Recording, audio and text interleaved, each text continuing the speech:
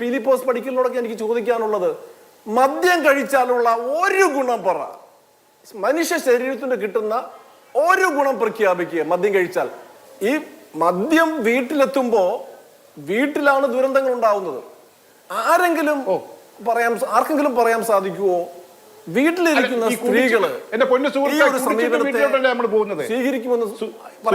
ശ്രീ പ്രസാദ് കുരുവിള, ഇവിടെ ഇപ്പോ ഇന്ന് ബെവ്കോയുടെ MD ചൂണ്ടിക്കാണിക്കുന്ന ചില കാര്യങ്ങളുണ്ട്.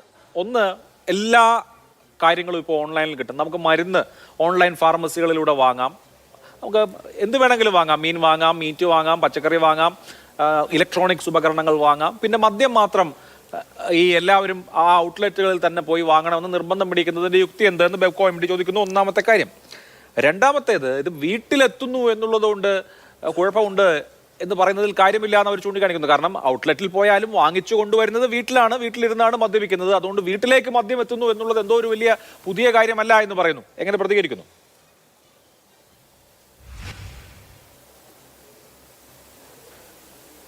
അഭിലാഷെ, ലോകാരോഗ്യ സംഘടന 1956 പ്രഖ്യാപിച്ചു ലഹരിയാസക്തി അല്ലെങ്കിൽ മദ്യാസക്തി എന്ന് പറയുന്നത് ഒരു രോഗമാണ്.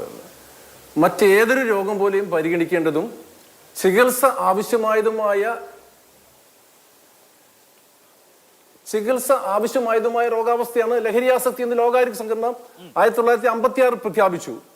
നമ്മുടെ ഇന്നത്തെ ചർച്ചാ വിഷയം എന്താ?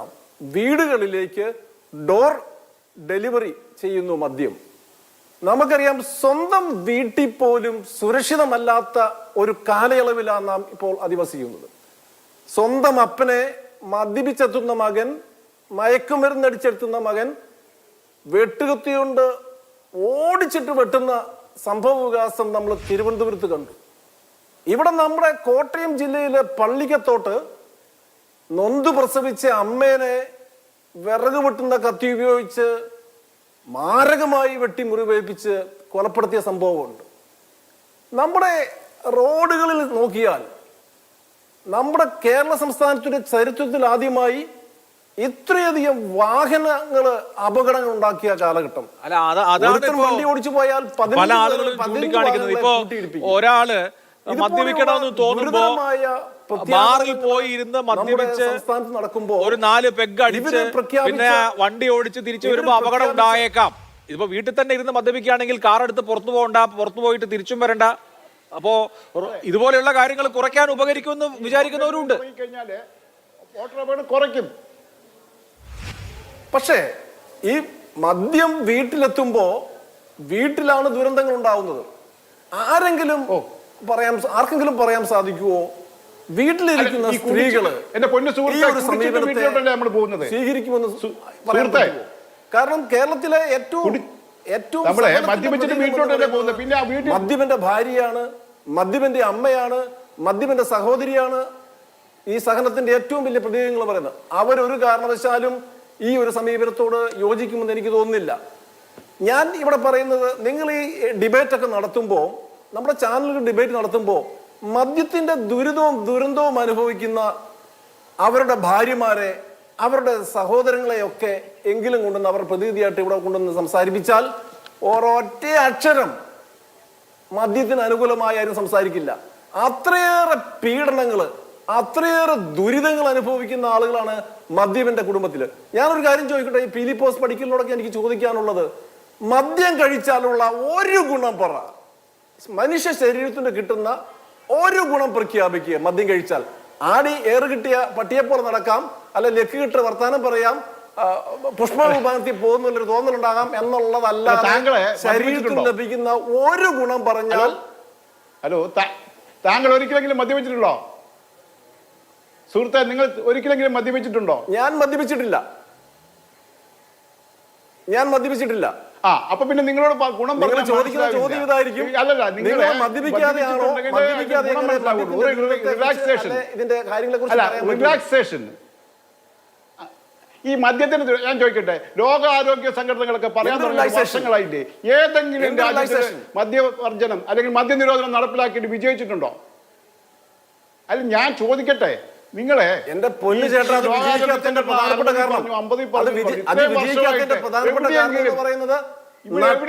സർക്കാരുണ്ടെങ്കിൽ, സർക്കാരിന്റെ സംവിധാനങ്ങൾക്ക് നട്ടലുണ്ടെങ്കിൽ നടപ്പാക്കാൻ പറ്റും. ഞാൻ ചോദിക്കട്ടെ, കോവിഡ് മഹാമാരിയുടെ കാലത്ത് ഈ രാജ്യത്തോ നമ്മുടെ സംസ്ഥാനത്ത് ഒറ്റ മദ്യശാലകൾ തുറന്ന് പ്രവർത്തിച്ചിട്ടില്ല.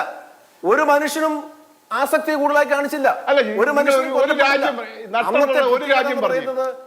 മനുഷ്യനും അപകടത്തിൽപ്പെട്ട്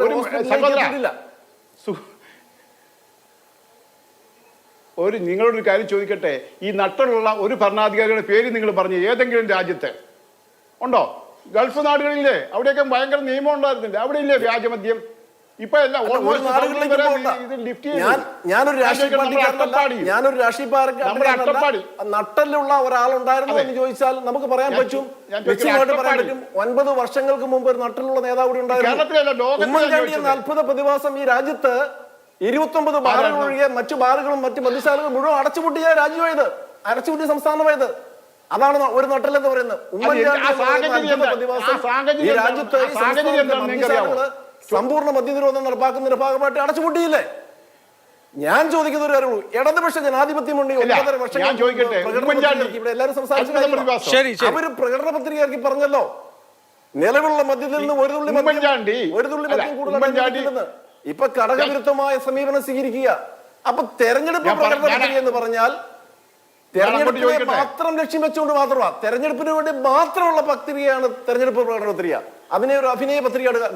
ഇവിടെ ഹർഷിത അട്ടല്ലൂരിയും നമ്മുടെ ബെഫ്കോയുടെ MD ഹർഷിത അട്ടല്ലൂരിയും മന്ത്രി MP രാജേഷും തമ്മിൽ ഒരു വാണിയനും വാണിത്യ കളിക്കുന്നത് യാതൊരു സംശയവുമില്ല.